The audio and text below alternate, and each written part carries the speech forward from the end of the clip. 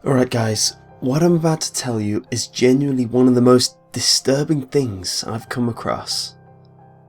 An acquaintance of mine from Colorado was recently involved in something really strange a couple of nights ago.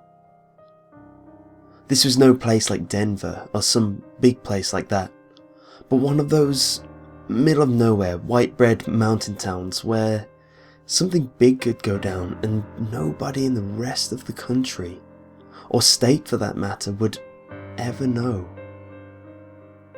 This acquaintance of mine described everything he apparently saw that night, January 2nd, 2012, and one of the people he lives with was asked to get the story to me by email. Given that the story would not be released with actual names, or at all for that matter, I asked if I could post it to a website that likely would not believe it in the first place if I was to change the names. He agreed, and here we are. And now, I present the post-experience journal of this acquaintance of mine.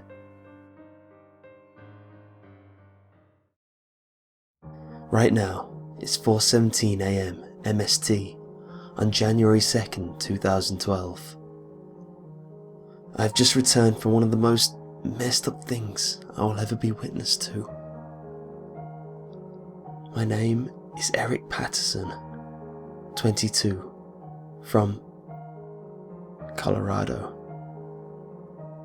2.5 hours ago, around 1 AM, this whole mess began when me and a couple of my friends, 4 including me, Ken, Jack and Tyler, were up in the mountains not too far from town. Given that we're in Colorado, that shouldn't be that surprising, because we've all had a love for being up in the mountains during the most quiet time of day, for as long as we could all hike, when we were real young. We were going to be moving to different parts of the country on the 7th, different colleges, and decided to have our own farewell to each other by doing the one thing we've all loved for as long as we've grown up together. Now, none of us were really into that paranormal stuff. Hell, we all thought those paranormal activity movies were terrible. So we were pretty normal people. At least by the standard of average Colorado living in a virtually unknown mountain town, I guess.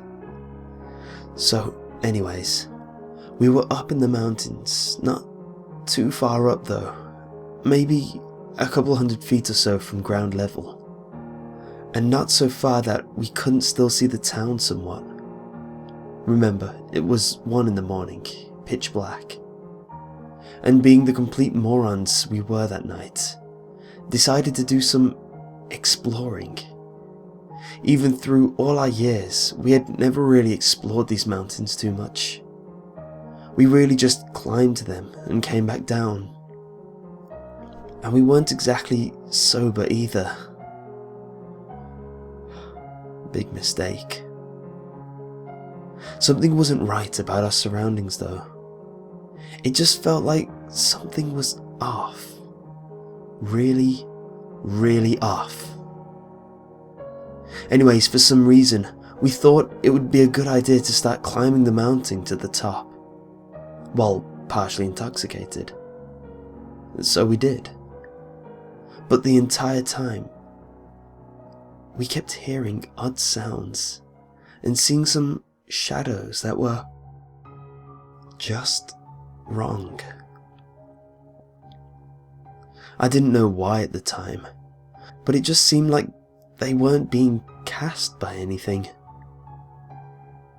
They were also moving as if there was a wind, which there was none at the time.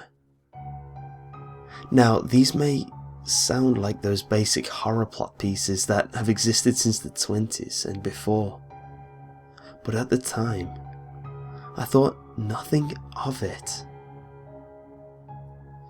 Now listen at this point really clearly. By now, you're probably asking why any of this is important, and why this is not the best writing in the world. First, it's coming. You just need this background. Trust me. Second, I'm not as calm right now as my typing might make you think. My sentences and all aren't all fluff and colourful, all structured stuff, because I'm still freaking out right now. From what I just saw. From what we all saw. Alright, at this point, I didn't know what time it was, but it was probably closer to 2. We were met with a dead end on the route we were trying to take up the mountain. Before we were able to truly demonstrate how annoyed we were at the fact, we all froze in place. There was a scream. A womanly sounding scream, but not one that sounded normal at all. It sounded like the shadows from before looked wrong. Or maybe off would be a better word. I don't know, pick one. So, since everyone was too scared to, I decided to be the one to turn around. Fully expecting some sort of demon creature or walking skeleton or whatever. Nothing. So I told the guys and they turned around too. They confirmed that there was nothing there. But my focus quickly shifted from vision to hearing. I was hearing these really irregular breaths. Obviously, I'd assumed it was coming from one of the guys, until I realised that the sound was coming from right in front of me. The guys were to my sides. Being the moron that I was, I decided to prove it wasn't some sort of ghost or something by sticking my hand out in front of me. Cold spot. Seriously, it was like the space in front of me was like a full 10 degrees colder than the air in any other area around me. I froze up and told the guys that we had to get out of there. I didn't really even know why. It was all just seeming wrong to me.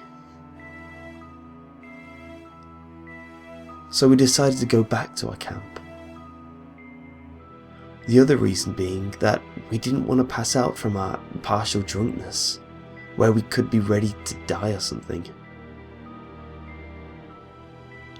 What we saw at the camp was beyond creepy, that I can't even imagine it right now without having a slight panic attack. Blood everywhere. No, I'm not trying to exaggerate or say, ooh, it's bloody now, scary, or rubbish like that.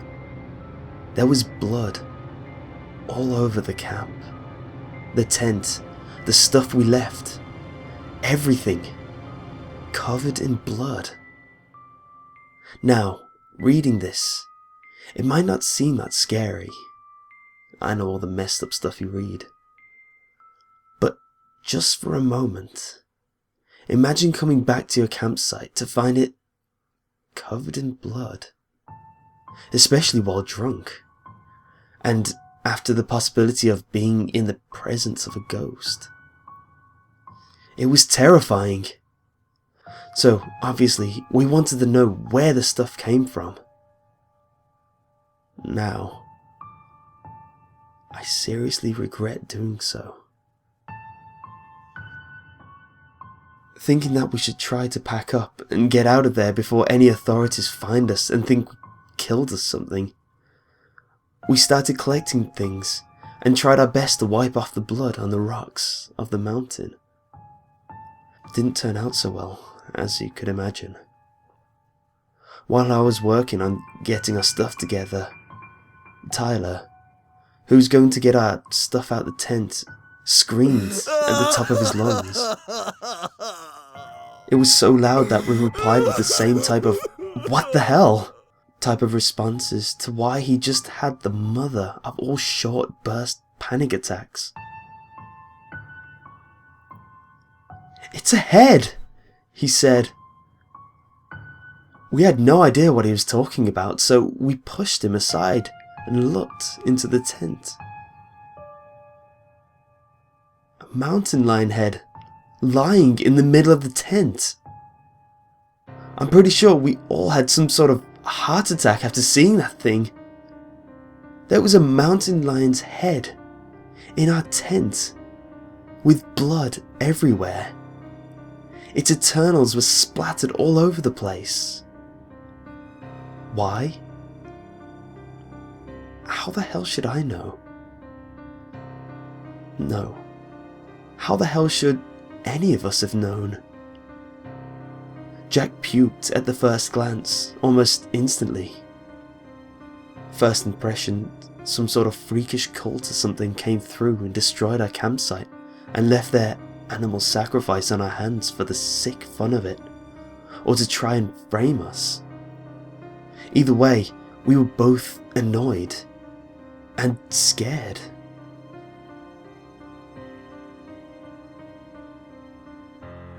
After looking more around the camp for any notice or message for anything, we found a message in the ground, under some of the blood in the middle of the camp.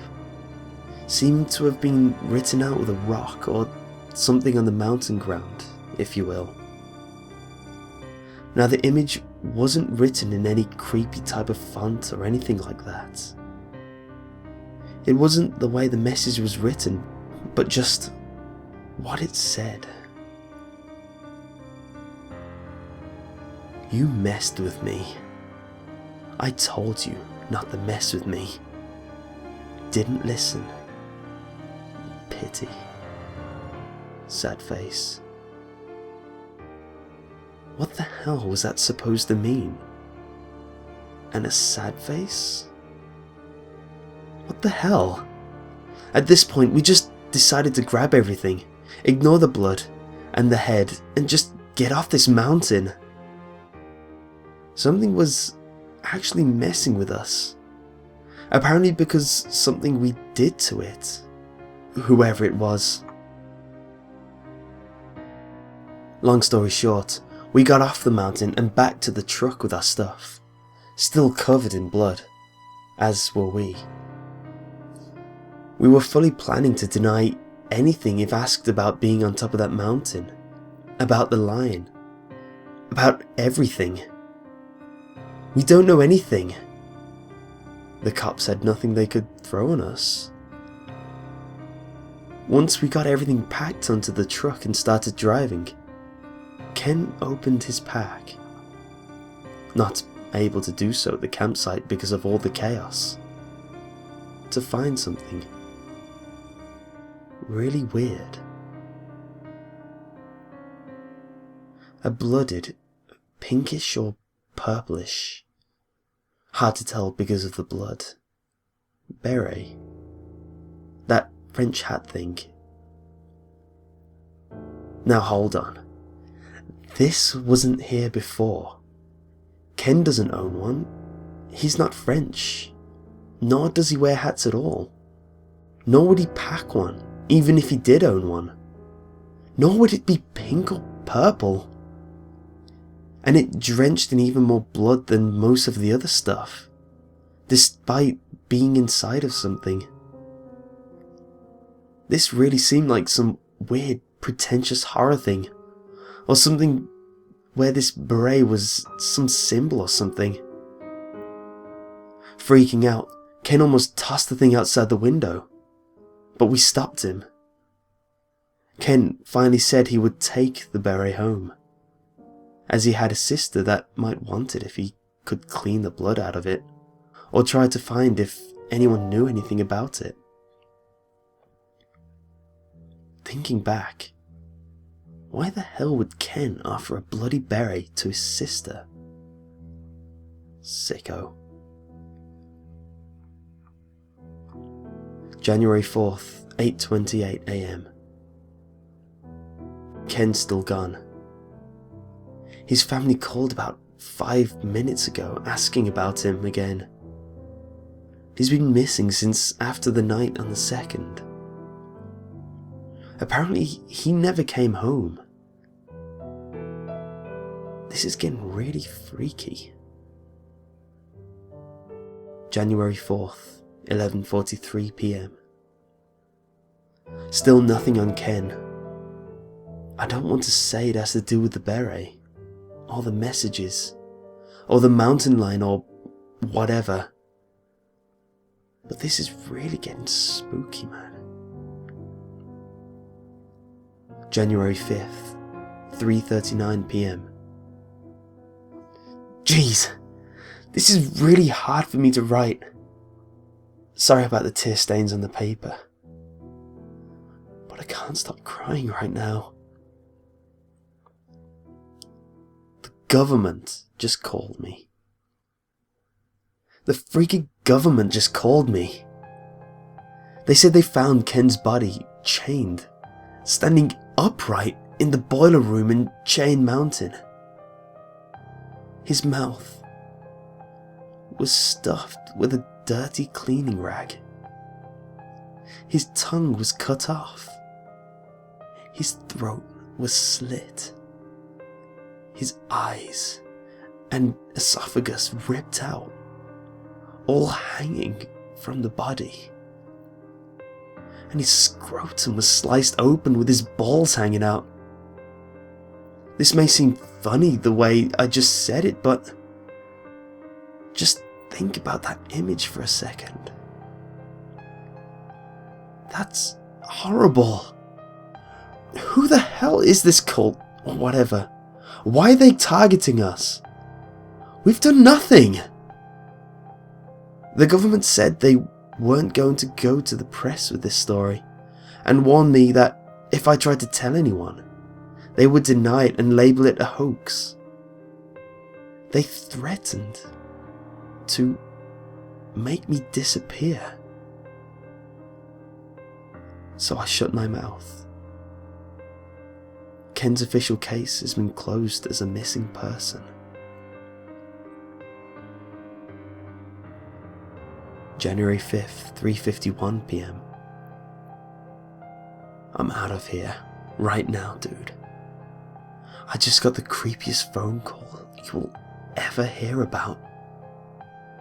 It was this girl's voice, not too different from the pitch of that scream from the mountain. It was this creepy, high-pitched voice that said something like, "I told you not to mess with me, but your friend didn't listen, did he?" I cursed the thing and it just giggled at me, finally saying, "Don't worry, I'll be nice with you." She sounded like she was 9 or something. "Just get out by tomorrow and you'll live." She giggled again. Regardless of this insanity, I'm taking this asshole's advice, and I'm getting out of here tonight. Right before I hung up, she ended by saying, "Oh, and one more thing. When I said not to mess with me, that includes taking my stuff, asshole. But I guess your friend learned that, huh?" She giggled again before the line went dead. I felt like I was in some horrible horror movie or something. Screw this, I'm getting out of here tonight and getting a flight to California. I'll call you as soon as I get there. That was the end of his journal. You don't have to believe any of this, but I'm pretty sure it's true. He said he can't truly prove it to a non-witness because he couldn't trace the phone call back. The government already told him not to try and go public and all that. Believe it or not, that's the story and all of its confusing horror. What's weird is that Eric's entries seem to have a lot of missing parts. Especially about how that beret got in Ken's pack, since that girl's voice seems to imply that they stole it. And then there's the problem with Eric now. He left on the 5th. It's now the 7th. He still hasn't called.